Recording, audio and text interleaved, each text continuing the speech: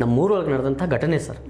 ಒಬ್ಬ ಶೂಳ ಹೆಣ್ಮಗಳು ಆಕೆ ಬದುಕು ಏನಾಯಿತು ಕಟ್ಟ ಕಡೆಗೆ ಅನ್ನುವಂಥದ್ದನ್ನು ಸಾಬೀತು ಯಾವ ರೀತಿ ಆಯಿತು. ಊರ ಜನ ಎಲ್ಲ ಆಕೆ ಅವರ ಕಾಮದ ತೃಷೆಗಾಗಿ ಆಕೆ ಸೌಂದರ್ಯವನ್ನೆಲ್ಲ ಹೀರ್ತಾರೆ.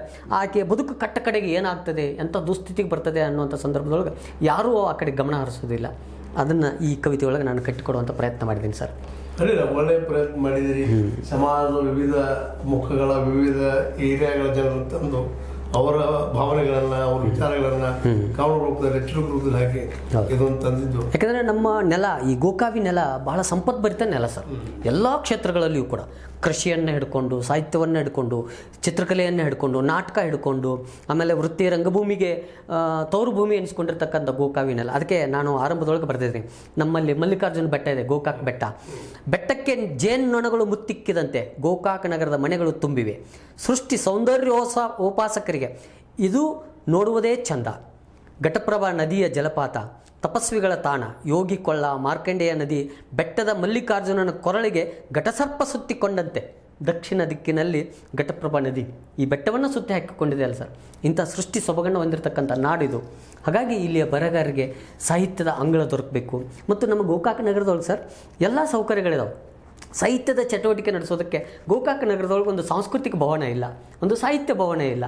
ನಮ್ಮ ಜನಪ್ರತಿನಿಧಿಗಳಾಗಿರ್ತಕ್ಕಂಥವ್ರು ಆ ನಿಟ್ಟಿನೊಳಗೆ ಸಾಹಿತ್ಯ ಬೆಳವಣಿಗೆಗೆ, ಸಾಹಿತಿಗಳ ಒಂದು ಬೆಳವಣಿಗೆಗೆ ವೇದಿಕೆಯನ್ನು ಒದಗಿಸಿಕೊಡೋದಕ್ಕೆ ಒಂದು ಸಂಸ್ಕೃತಿ ಭವನ ನಿರ್ಮಾಣ ಆಗಬೇಕು ಅಂತ ನಿಮ್ಮ ವಾಹಿನಿ ಮೂಲಕ ನಾನು ಪ್ರತಿನಿಧಿಗಳನ್ನು ಗಮನ ಸೆಳೆಯುವಂಥ ಒಂದು ಪ್ರಯತ್ನ ಮಾಡ್ತೀನಿ. ಹೌದು ಸರ್, ಇದು ಬಹುದಿನದ ಬೇಡಿಕೆ.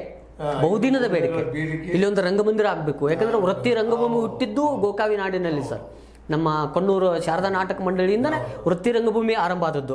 ಇವತ್ತು ಗೋಕಾಕ್ ಈ ತೋರ್ಮಣಿ ಆದರೂ ಕೂಡ ಇಲ್ಲೊಂದು ರಂಗಭೂಮಿ ಇಲ್ಲ, ಒಂದು ಸಾಹಿತ್ಯ ಚಟುವಟಿಕೆ ನಡೆಸೋದಕ್ಕೆ ಒಂದು ಸಾಹಿತ್ಯ ಭವನ ಇಲ್ಲ ಅಂತಂದರೆ ನಮ್ಗೆ ಭಾಳ ನೋವಾಗ್ತದೆ. ಕಳೆದ 50-60 ವರ್ಷಗಳಿಂದ ಪ್ರತಿಯೊಬ್ಬ ಸಾಹಿತ್ಯ ಬಯಕೆದಾಗಿದೆ. ಅದನ್ನು ಈಡೇರಿಸಿಕೊಡ್ಬೇಕಾಗಿದ್ದು ಭಾಗದ ಮುಖ್ಯವಾಗಿ ಶಾಸಕರ ಜಾರಕಿಹೊಳಿ ಆಗಿರ್ಬೋದು, ಇವತ್ತಿನ ಉಸ್ತುವಾರಿಯಾಗಿ ಜಿಲ್ಲೆಯನ್ನು ತಮ್ಮ ಹಿಡಿತಕ್ಕೆ ತೆಗೆದುಕೊಂಡಂಥ ಸತೀಶ್ ಜಾರಕಿಹೊಳಿ ಆಗಿರ್ಬೋದು, ಗೋಕಾಕ್ ಒಂದು ಕಲಾಭವನ ಅಥವಾ ನಾಟ್ಯರಂಗ ಕಲಾಭವನ ಕಟ್ಟಿಸ್ಕೊಳ್ಳೋದನ್ನ ಸಾಧ್ಯದ ಮಾತಲ್ಲ. ಅನೇಕ ಈಗ ಶಹಾಜಿ ಅವರಿಗೆ, ನಮ್ಮ ಶಿವಾಜಿ ಅವ್ರ ತಂದೆ ಒಂದು ಸ್ಮಾರಕಕ್ಕೆ 5 ಕೋಟಿ ತಮ್ಮ ಡಿಪಾರ್ಟ್ಮೆಂಟ್ ಕೊಟ್ಟಂತ ಸತೀಶ್ ಅವರು ಈ ಒಂದು ಗೋಕಾಕದಲ್ಲಿ ಹುಟ್ಟಿ ಬೆಳೆದಂತ ಅವ್ರ ಊರಿನ ಒಂದು ಕಲಾರಂಗಕ್ಕೆ ಮಾಡಬಹುದು. ಬೇಕಿದ್ರೆ ನಾವೆಲ್ಲ ಸೇರಿ ಅದಕ್ಕೆ ನಾವು ಸತೀಶ್ ಭವನ ಅಂತಲೇ ಕೂಡ ಹೆಸರಿಡಬಹುದು. ನಿಮ್ಮ ಎಲ್ಲರ ಅಭಿಪ್ರಾಯ ಆ ದಿಶೆ ಮಾಡಿದ್ರೆ ಉತ್ತಮ ಆಗ್ತದೆ. ಅವರು ಕೂಡ ಕಲೆ ಸಂಸ್ಕೃತಿಗೆ ಬಹಳಷ್ಟು ಒತ್ತನ್ನು ಕೊಡ್ತಾರೆ. ಅವರು ಸತೀಶ್ ವರ್ಸ್ ಅವಾರ್ಡ್ಸ್ ಅನ್ನುವಂಥ ಸಾಂಸ್ಕೃತಿಕ ಕಾರ್ಯಕ್ರಮ ಮಾಡಿದ್ರೆ ಅದು ಚಿರಸ್ಥಾಯಿ ಆಗ್ತದೆ. ಹೌದು, ಸೂರ್ಯಚಂದ್ರನ್ ಇರೋವರೆಗೆ. ನನ್ನ ಅಭಿಪ್ರಾಯದಲ್ಲಿ ಕಳೆದ 60-70 ವರ್ಷ ನಾನು ನೋಡಿದ ಪ್ರಕಾರ, ನಾನು ಚಿಕ್ಕವಳಿದ್ರು ಇವತ್ತು ಪಾಪ ಎಲ್ಲರೂ ಸಾಹಿತ್ಯಗಳು ಬೇಡಿಕೆ ಆಗ್ಯಾರ. ನಿಶ್ಚಿತವಾಗಿ ಒಂದು ಒಳ್ಳೆ ಅವ್ರ ಹೆಸರು ಉಳಿತದೆ ಅನ್ನೋಕ್ಕಿಂತ ಗೋಕಾಕ್ ಜನದ ಉಪಕಾರ ಅವ್ರ ಸ್ಮರಿಸಿದಂಗೆ ಆಗ್ತದೆ. ಯಾಕಂದ್ರೆ ಅವ್ರನ್ನ ಇವತ್ತು ಹಂತಕ್ಕೆ ತಂದ ನಾವು ಕೂಡ ಸಾಹಿತಿಗಳು, ಕಲಾವಿದರು ಸಂಘಟಿತರಾಗಿ ಅವ್ರ ಗಮನಕ್ಕೆ ಈ ವಿಷಯ ತಂದು ಅದನ್ನು ಈಡೇರಿಸಿಕೊಳ್ಳುವಂಥ ಪ್ರಯತ್ನವನ್ನು ನಾವೆಲ್ಲ ಸೇರಿ ಮಾಡೋಣ ಸರ್.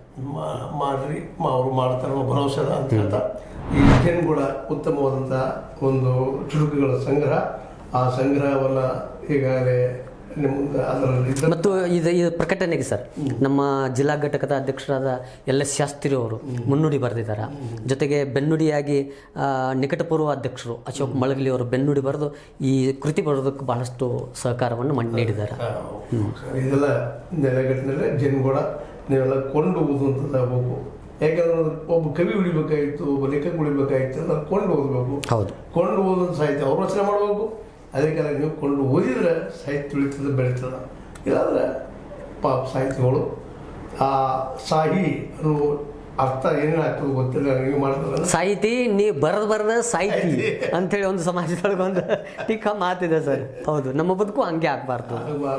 ಅದಾಗಬಾರ್ದು. ನೀವು ಓದ್ಬೇಕು, ಕೊಂಡು ಹೋದ್ರಿ. ನೀವು ಹಂಗೆ ಕೂಡ ಅಂತ ಹೇಳೋದಿಲ್ಲ. ಪಾಪ ಅವರು ಹಾಕಿರ್ತಾರೆ, ದುಡ್ಡನ್ನು ಹಾಕಿರ್ತಾರೆ, ನಮ್ಮ ಶ್ರಮವನ್ನು ಹಾಕಿರ್ತಾರೆ, ಸಾಲ ತೆಗೆದು ಪುಸ್ತಕ ತೆಗೆದಿರ್ತಾರೆ. ಈ ಮೂಲಕ ಒಂದು ಸಲಹೆ ಕೊಡ್ಬೋದು ಸರ್ ನಾನು. ಈಗ ಶಿಕ್ಷಕರ ಸಂಘಗಳಿದಾವ, ಆಮೇಲೆ BO ಆಫೀಸ್ನೊಳಗೆ ಈ ಗ್ರಂಥಾಲಯಕ್ಕೆ ಒಂದಿಷ್ಟು ಫಂಡ್ ಇರ್ತದೆ. ಅದ್ರ ಮೂಲಕ ಈ ಭಾಗದ ಕವಿಗಳ ಕೃತಿಗಳನ್ನು ಖರೀದಿ ಮಾಡಿ ಪ್ರತಿಯೊಂದು ಶಾಲೆಗೆ ಹಂಚುವಂಥ ಕೆಲಸವನ್ನು ಕ್ಷೇತ್ರ ಶಿಕ್ಷಣಾಧಿಕಾರಿಗಳು ಕೂಡ ಮಾಡಿದ್ರು ಈ ಸಾಹಿತಿಗಳು ಬದುಕ್ತಾರೆ ಅನ್ನುವಂಥ ಒಂದು ಅಭಿಲಾಷೆ. ಈ ನೆಲೆಗಟ್ಟಲ್ಲಿ ನಮ್ಮ ಅನಿಸಿದ ಕೆಲವು ಅಭಿಪ್ರಾಯಗಳನ್ನ ನಮ್ಮ ಜೈನ್ ಅವರು ಮಾತಾಡಿದ, ನಾವು ಹೇಳಿದ್ದೀವಿ. ನೀವು ಓದುಗರು, ಜೊತೆಗೆ ನಮ್ಮ ಸಮಾಜ, ಜೊತೆಗೆ ನಮ್ಮ ಸರ್ಕಾರ ಸರ್ಕಾರದ ಪ್ರತಿನಿಧಿಗಳು ಜನಪ್ರತಿನಿಧಿಗಳು ಎಲ್ಲರೂ ಕೂಡ ಸಾಹಿತ್ಯಗಳು ಉಳಿಸುವಂಥ ಕೆಲಸ ಅಂದರೆ ನಾವು ಇವತ್ತು ಚರ್ಚೆ ಮಾಡಿದ್ದು ಸಾರ್ಥಕ ಅಂತ ಹೇಳ್ತಾ ಅದು ನಮಗೆ ಅನಿಸಿದ ಮಾತುಗಳನ್ನು ಮಾತಾಡಿದ್ವಿ. ಸರಿ ಇರ್ಬೋದು, ತಪ್ಪು ಇರ್ಬೋದು. ಲೈಕ್ ಮಾಡಿ, ಶೇರ್ ಮಾಡಿ, ಕಮೆಂಟ್ ಮಾಡಿ, ಜೊತೆ ಸಬ್ಸ್ಕ್ರೈಬ್ ಆಗೋದನ್ನು ನಿಲ್ಲಿಸಲಿಕ್ಕೆ ಹೋಗ್ಬೇಡ್ರಿ. H16 ನ್ಯೂಸ್ ಅರ್ಥಾತ್ ಸಿದ್ಧಾಂತಗಳು ಸತ್ಯದ ಕೈಗೊಂಡು ವಂದನೆಗಳು.